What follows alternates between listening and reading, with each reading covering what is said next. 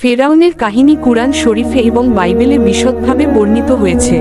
ফেরাউন ছিলেন প্রাচীন মিশরের একজন জালিম রাজা, যিনি নিজেকে ঈশ্বর বলে দাবি করতেন। তার শাসনামলে নবী মুসা কে আল্লাহ প্রেরণ করেছিলেন মানুষকে সত্যের পথে ডাকার জন্য। নিচে সংক্ষেপে কাহিনীটি তুলে ধরা হলো। ফেরাউনের কাহিনী সংক্ষেপে। ফেরাউন ছিল অত্যন্ত শক্তিশালী এবং অহংকারী রাজা। তিনি দাবি করতেন, আমি তোমাদের সর্বোচ্চ প্রভু। সূরা নাজিয়া আয়াত 24। তিনি বনি ইসরাইল জাতিকে অত্যাচার করতেন এবং তাদের শিশুদের হত্যা করতেন, বিশেষ করে ছেলে শিশুদের, কারণ এক গণক তাকে বলেছিল একদিন এই জাতিরই এক শিশু তার রাজত্ব ধ্বংস করবে। মুসা এর আবির্ভাব। মুসা এর মা আল্লাহর নির্দেশে তাকে একটি ঝুড়িতে রেখে নিলন্দে ভাসিয়ে দেন। ফেরাউনের স্ত্রী ঝুড়িটি পানিতে দেখে মুসাকে গ্রহণ করেন এবং তাকে নিজের সন্তান হিসেবে লালন পালন করেন। মুসা বড় হয়ে আল্লাহর পক্ষ থেকে নবুয়ত লাভ করেন এবং ফেরাউনের কাছে যান তাকে এক আল্লাহর পথে ডাকতে। ফেরাউনের উদ্ধত্ত। মুসা বহুবার ফেরাউনকে সতর্ক করেন এবং আল্লাহর নিদর্শন দেখান, যেমন লাঠি সাপ হয়ে যাওয়া, হাতের আলো এবং নানা দুর্যোগ, কিন্তু ফেরাউন অহংকার করেই যায়। ফেরাউনের ধ্বংস। শেষ পর্যন্ত আল্লাহর হুকুমে মুসা তার অনুসারীদের নিয়ে মিশর ত্যাগ করেন। ফেরাউন ও তার বাহিনী তাদের ধাওয়া করে। যখন তারা সমুদ্র পার হচ্ছিল, তখন আল্লাহ সমুদ্রকে দুই ভাগ করে দেন যাতে মুসা ও তার অনুসারীরা পার হতে পারেন। ফেরাউন যখন অনুসরণ করে, তখন সমুদ্র আবার মিলিত হয়ে যায় এবং ফেরাউন ডুবে মারা যায়। আল্লাহ বলেন, অতঃপর আজ আমরা তোমার দেহকে রক্ষা করব, যাতে তুমি তোমার পরবর্তীদের জন্য নিদর্শন হয়ে থাকো। সূরা ইউনুস আয়াত 92। এই কাহিনী থেকে শিক্ষা হলো, অহংকার ও জুলুমের শেষ পরিণতি ধ্বংস। ধৈর্য ও আল্লাহর প্রতি আস্থা রাখলে উদ্ধার নিশ্চিত। চাও যদি আমি এই কাহিনীটা শিশুদের উপযোগী ভাষায় বা নাটকের মতো করেও লিখে দিতে পারি? অবশ্যই। ফেরাউনের কাহিনীর কিছু আরও গুরুত্বপূর্ণ অংশ ও দিক তুলে ধরছি। 1.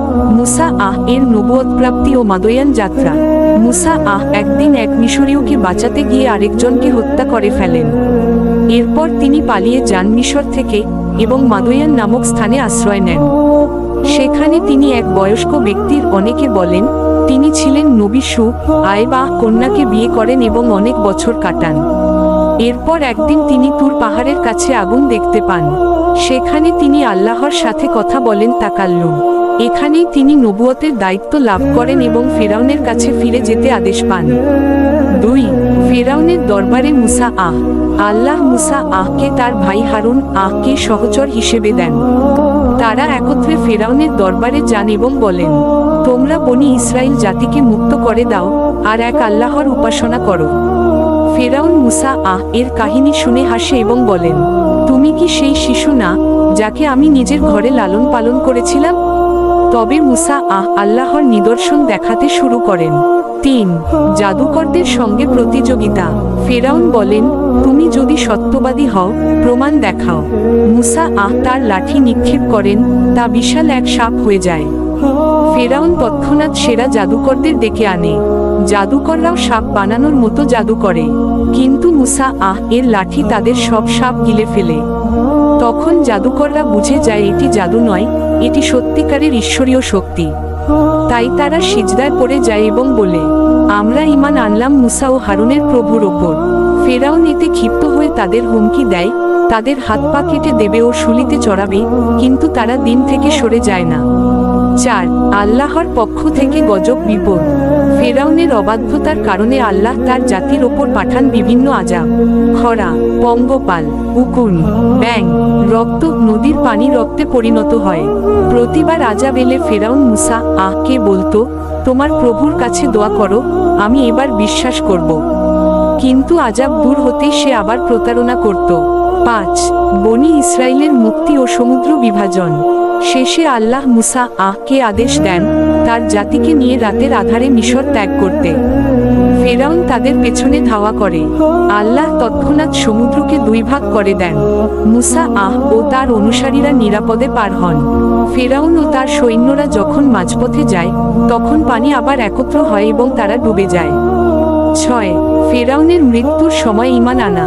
ফেরাউন যখন ডুবে যাচ্ছিল, তখন বলেছিল, আমি ঈমান আনলাম মুসা ও হারুনের প্রভুর প্রতি, কিন্তু তখন অনেক দেরি হয়ে গেছে। আল্লাহ বলেন, এখন অথচ আগে তুমি অবাধ্য ছিলে।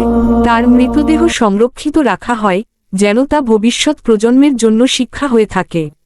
এই কাহিনীর শিক্ষা, আল্লাহর প্রতি ঈমান না রাখলে যতই শক্তি থাকুক, একদিন ধ্বংস হবেই।